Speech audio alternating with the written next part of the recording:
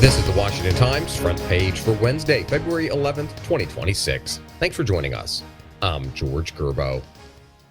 The government's top immigration enforcers appeared before the House Homeland Security Committee to deliver their first defense after their agents killed 2 American citizens in Minnesota.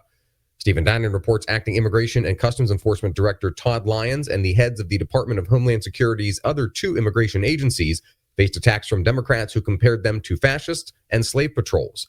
The 3 defended their agency's actions as in compliance with the law and largely refused to answer questions about the shooting deaths of Renee Good and Alex Preddy, citing ongoing investigations.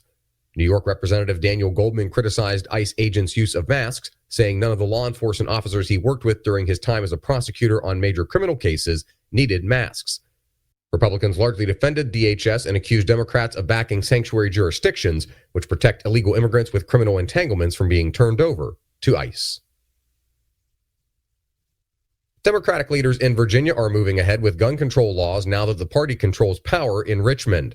Kerry Pickett reports the Virginia House of Delegates has passed a half-dozen measures, including prohibitions on firearms deemed assault weapons, a limit on magazine capacities to 10 rounds, and expanded civil liberty for the gun industry. Those bills are now in the state Senate, which has passed its own gun control legislation this week.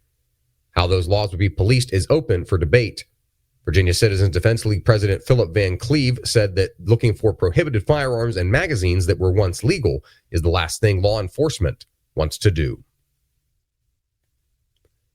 A document released by the Department of Justice as part of a mass Epstein files disclosure shows President Trump trying to warn the Palm Beach, Florida Police Department about Jeffrey Epstein's actions. Susan Freechair reports Trump reportedly made a phone call to police in 2006 saying, "Thank goodness you're stopping him. Everyone knows he's been doing this." The revelation came from an FBI interview with now retired Palm Beach Police Chief Michael Reiter, one of the key law enforcement figures who pushed for the investigation and prosecution of Epstein, the late financier who was convicted of child prostitution and sex trafficking. At the time the Palm Beach police began investigating Epstein, he was luring underage girls from local high schools to give him massages at his Palm Beach mansion. Trump was friends with Epstein in the 1990s and early 2000s, and Epstein once claimed the two were best friends. Analysts say persuading Iran to rein in its ballistic missile program could be next to impossible. Ben Wolfgang reports Iran's arsenal, widely viewed as the largest and most dangerous in the Middle East, has emerged as a critical flashpoint in negotiations between Iran and the Trump administration. The U.S. wants a deal that not only imposes limits on the enrichment of uranium and other aspects of Iran's nuclear program, but also establishes unprecedented rules governing ballistic missiles, which are capable of delivering both conventional and nuclear warheads.